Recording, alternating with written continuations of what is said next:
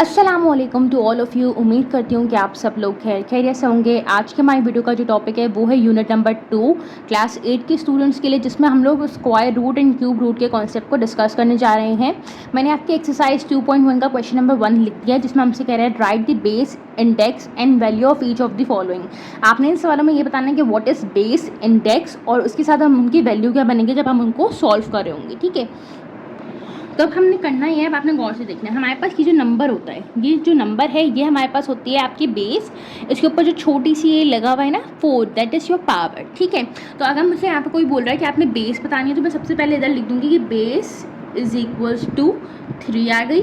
ठीक है, अब मेरे पास इसका इंडेक्स बोलूँ या पावर बोलूँ, बात एक ही है। ठीक है, तो ये जो है ये मेरे पास आ गया है इसका इंडेक्स। इसको मैं पावर भी बोल सकती हूँ, इसको मैं एक्सपोनेंट भी बोल सकती हूँ। ये तीनों वर्ड्स इसके लिए यूज़ होते हैं। तो ये आ गई मेरे पास 4।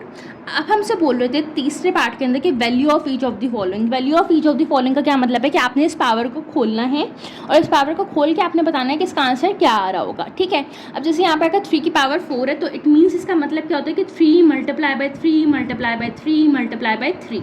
हमारे पास जब भी किसी नंबर के ऊपर पावर होती है तो वो उतने टाइम्स वो नंबर खुल रहा होता है, एग्जैक्ट सेम नंबर।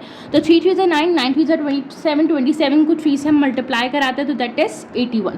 तो आपके पास जिसका आंसर आ रहा है, आपको स्क्रीन पर दिख रहा हो, तो ये हमारे पास आ रहा है 81। तो इसका ये आंसर आ गया। अब हम चलते हैं आपके पार्ट नंबर बी की तरफ। आपको थोड़ा थोड़ा कॉन्सेप्ट समझ आना शुरू हो गया। इसमें मेरे पास बेस 4 है, तो मैंने यहाँ पे लिखा base is equals to 4। Index मेरे पास यहाँ पे इत्तेफाक की बात है कि 3 दिया हुआ था, तो इंडेक्स मैंने 3 लिख दिया। अब मुझे इसको सॉल्व करना है, तो ये 4 मल्टीप्लाई बाय 4 मल्टीप्लाई बाय 4 करूँगी। जब मैं 4 को 3 टाइम मल्टीप्लाई कराऊंगी, 4 मल्टीप्लाई बाय 4 मल्टीप्लाई बाय 4, तो ये आ जाएगा 64। अब चलते हैं आपके पार्ट नंबर सी की तरफ, जिसमें हमारे पास हमें यही करना है। हमने सबसे पहले यहाँ पे लिखी बेस, जो हमारे पास है यहाँ पे 6, फिर मैं यहाँ पे लिख दिया इसका इंडेक्स जो मेरे पास है 3।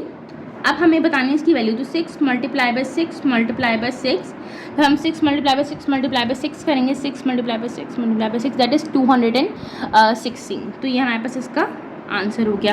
अब चलते हैं आपके पार्ट नंबर डी की तरफ, जिसमें हमारे पास 2 की पावर 5 है। अब आपको ये बात समझ आ गई है कि बेस हमारे पास यहाँ पे हो गई 2, इंडेक्स हो गया हमारे पास यहाँ पर आपका 5, और हमें इसको 5 टाइम्स खोलना होगा। तो 2 multiply by 2 multiply by 2 multiply by 2। जब मैं 2 को 5 टाइम ओपन करूँगी तो मेरे पास जो स्क्रीन पे आंसर आ रहा है दैट इज़ 32। तो इसको मुझे सॉल्व करके जो आंसर मिलेगा वो मिलेगा, इसकी वैल्यू आएगी 32।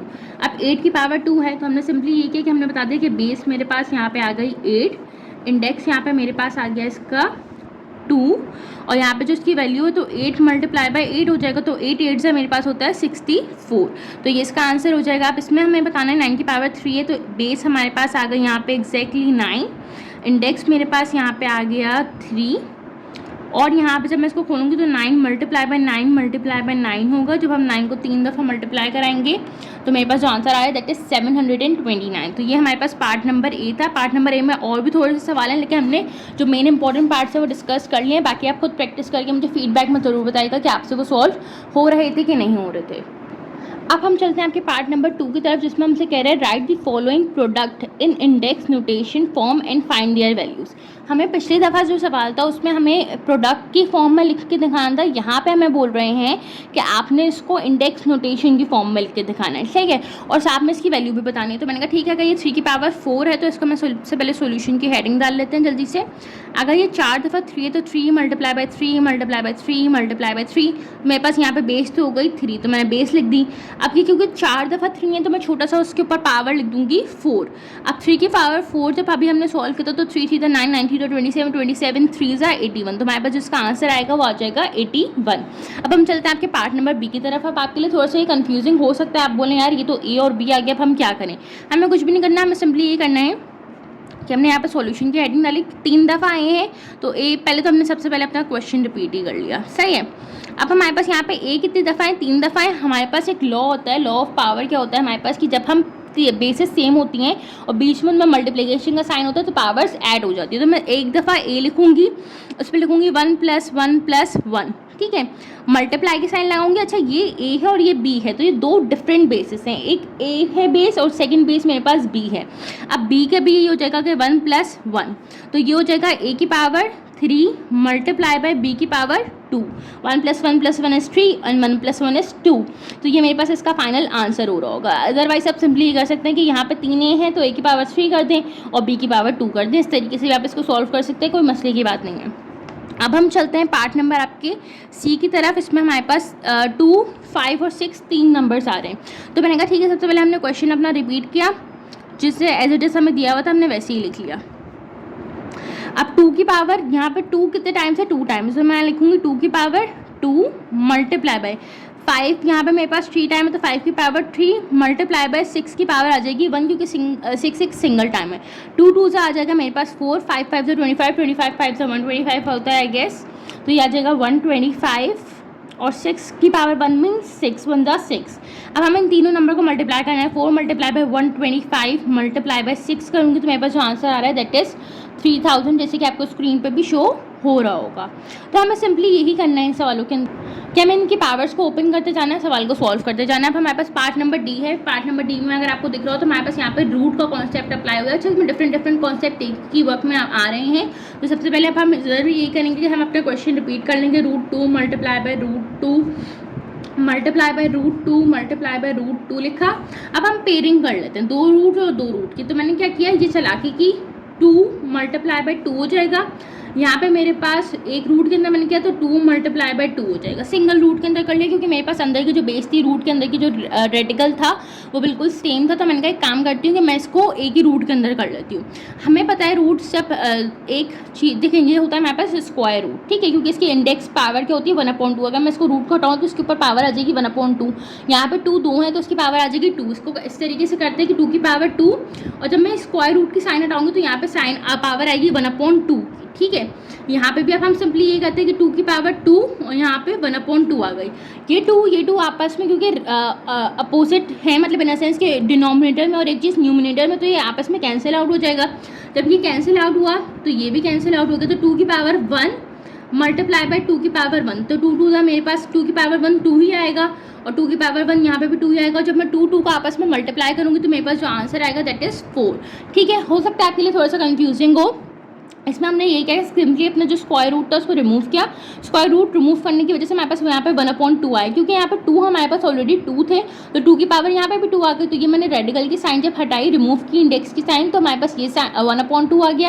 ये आपस में कैंसिल आउट हो गई। यहाँ पे 2 की पावर बची 1, 2 की पावर 1 मल्टीप्लाई बाय 2 की पावर 1 तो 2 2 दा 4 हो गया हमारे पास। अब हम चलते हैं आपके पार्ट नंबर ई की तरफ। ई में हमारे पास जो है वो थोड़ा सा अपॉन में ही वैल्यूज़ दी हैं, इतना मुश्किल नहीं होता है अपॉन वाली सॉल्व करना भी। अच्छा, मेरे पास थोड़ा सा स्पेस कम है तो आप लोग क्वेश्चन रिपीट करके कर लीजिएगा। हमारे पास यहाँ पे 2 की पावर 5 और 2 की पावर 2/5 और 2/5, ठीक है। तो ये हो जाएगा 2/5 और क्योंकि 2 दफ़ा आ रहा है तो ये इसकी पावर आ जाएगी 2। मल्टीप्लाई की साइन लगाऊंगी 7/9 और ये कितनी दफ़ा आ रहा है 1 2 3, तो मैंने इसकी पावर लिख दी 3। अब इसको हम सॉल्व करते हैं 2 2 4 5 5 25 आ जाएगा। अब इसको हमें जब सॉल्व करना पड़ेगा तो 7 मल्टीप्लाई बाय 7 मल्टीप्लाई बाय 7 होगा तो ये हो जाएगा 343/9 मल्टीप्लाई बाय 9 मल्टीप्लाई बाय 9 है 729। जब हम इनको आपस में सब चीज़ों को मल्टीप्लाई करा देंगे, मैं आपको करा के डायरेक्ट कैलकुलेटर में ही दिखा देती हूँ कि 4/25 मल्टीप्लाई होगा हमारे पास 343/729 से। तो इसका जो आंसर आ रहा है वो आ रहा है 1372/18,225। तो मैंने यहाँ पे लिख दिया 1372/18,225 और ये मेरे पास इसका फाइनल आंसर आ जाएगा। अच्छा, आप ये कंफ्यूज हो रहे होंगे कि ये तो पावर बाहर 3 थी तो आपने 7 को 3 दफ़ा मल्टीप्लाई क्यों करवाए। तो जब अपॉन की शक्ल होती है तो हमारे पास इसका बेसिकली लॉ क्या होता है कि अपॉन बी की होल पावर अगर n है तो a की पावर n अपॉन b की पावर n। इट मीन्स के ऊपर वाले जो टर्म है उसके ऊपर भी पावर अप्लाई होती है और नीचे वाले टर्म के ऊपर भी पावर इक्वली अप्लाई होती है। तो हम दोनों के ऊपर पावर अप्लाई करेंगे तो यहाँ पे 7 की पावर 3 बन गया और यहाँ पे 9 की पावर 3 बन गया। 7 की पावर 3 का क्या मतलब होगा कि मैंने 7 को 3 दफ़ा मल्टीप्लाई कराया और 9 की पावर 3 का मतलब होगा कि मैंने 9 को भी 3 दफ़ा मल्टीप्लाई कराया। जब मैंने इनको मल्टीप्लाई कराया तो ये आंसर आया, फिर मैंने चारों नंबर्स को आपस में मल्टीप्लाई कराया तो ये मेरे पास फाइनल आंसर आ गया। अब हम चलते हैं आपके इसके पार्ट नंबर एफ की तरफ, जिसमें हमारे पास 5 दफ़ा y आ रहे हैं। अच्छा, ये x जो है मल्टीप्लिकेशन की साइन शो कर रहा है, वेयर एज y मेरे पास 5 टाइम्स है। तो y multiply by y multiply by y multiply by y multiply by y, ये 5 दफ़ा है। 1 2 3 4 5। मैं इसको सिंपली इस तरीके से लिख सकती हूँ कि 1 + 1 + 1 प्लस वन, तो ये हो जाएगी y की पावर 5। और मैं इसको ऐसे भी लिख सकती हूँ कि एक सिंगल टाइम y लिखूँ 1 2 3 4 5, तो y की पावर 5। तो दोनों सूरतों में मेरे पास आंसर जो है वो सेम आ रहा होगा। मैंने यहाँ पे पार्ट नंबर जो 1 का पार्ट नंबर 1 और पार्ट नंबर 2 यहाँ पे डिस्कस किया, क्वेश्चन नंबर 1 और 2। उम्मीद करती हूँ कि आपको वीडियो पसंद आई होगी। मैं वीडियो को बहुत ज़्यादा लेंथी नहीं करी ताकि हम लोग जो कॉन्सेप्ट हैं उसको सही से समझ सकें। इंशाल्लाह मैं इसकी नेक्स्ट वीडियो जल्दी ही अपलोड करूँगी। तब तक अपना ख्याल रखें। फ़ी अमान अल्लाह, अल्लाह हाफ़िज़।